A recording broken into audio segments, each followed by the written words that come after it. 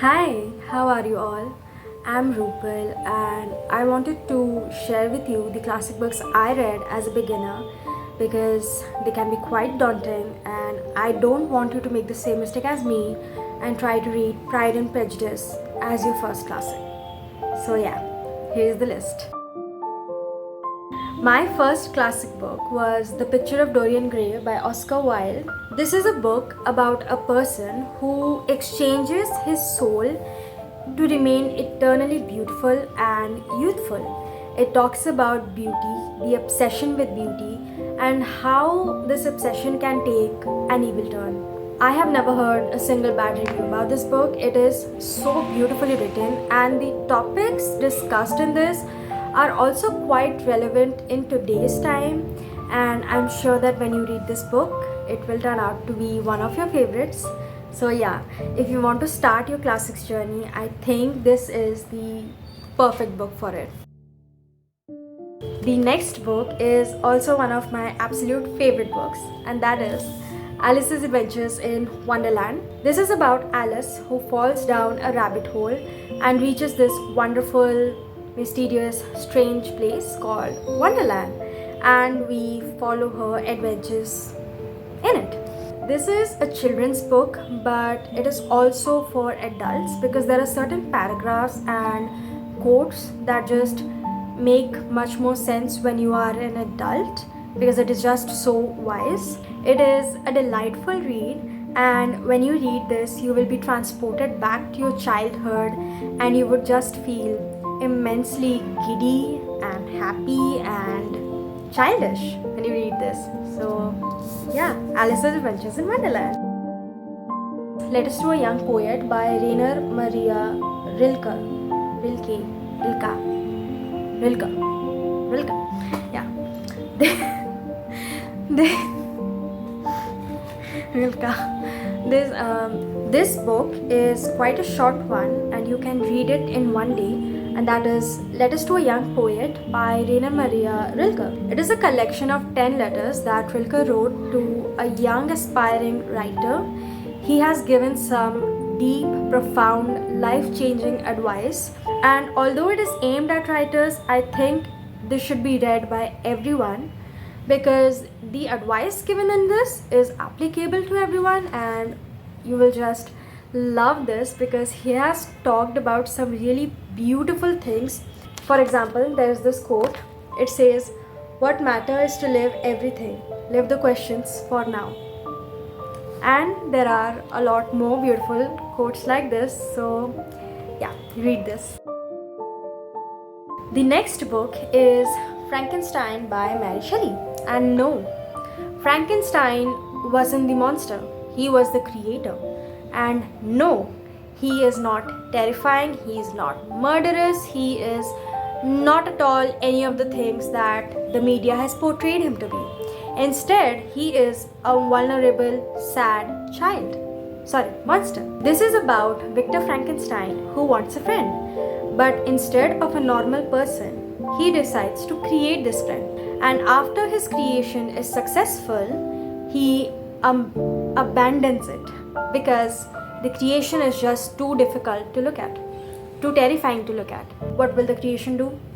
He doesn't have anyone to look after him, so he roams around here and there trying to find his place. But the world is just too cruel to him, and in the end, he turns out to be the monster that he was labeled as. This book is quite sad and melancholic because in this book we see a person being abandoned by his parent and how he doesn't know how the world operates and is completely lost, and we see this beautiful vulnerable side to the monster and how certain situations turn you into the person you are today. It is the vulnerable journey of the monster, and I hope you enjoy reading this. The next book is The Belcher by Sylvia Plath. It is about Esther who gets an internship in New York City and thinks that she's finally going to become a successful writer, but then things don't go her way and she starts spiraling into depression. Although I haven't ever felt depressed. I think it describes depression accurately. I found myself really exhausted at times because this just has too much sadness in it. It is too real and raw, and there are certain scenes and paragraphs that describe a level of sadness that is felt by everyone in the world. It is about a woman's mental health journey set during a time when mental health wasn't as discussed as much as it is today, and also quite relatable at times. So I think you would enjoy reading this. Just check the trigger warnings first. But I think it is still a good. Oh, look, it's shining. Yee. Ooh. This book inspired Dracula, as I have been hearing everywhere, and that is Carmilla. It is about a woman vampire who stays at various mansions and troubles its residents. That is all I got from this book. I did not enjoy it as much, but I still think it is a good book for a person who is trying to get into classics. The next book is The Yellow Wallpaper by Charlotte Perkins Gilman.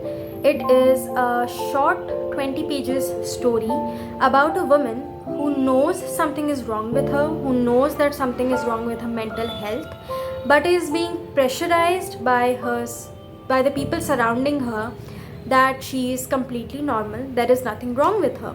And this 20-page story has perfectly encapsulated the feeling of not being understood by others and how people just don't take mental health seriously. Yeah, it is short. It can be finished in like half an hour. So yeah, amazing book, read it. The last book is Murder on the Orient Express by Agatha Christie. I think you should go in this book completely blind and also read this book only if you haven't watched the movie first. I did the mistake of watching the movie and then reading this book, so I kind of knew what was going to happen all the time. It wasn't just as entertaining as it would have been if I didn't know the story. So yeah, don't watch the movie first. These were the classics that I read as a beginner, and I hope that you found certain books to start your classics journey and to find your love for classics. I hope you liked this video. I hope you enjoyed it. Thank you so much for watching. Bye.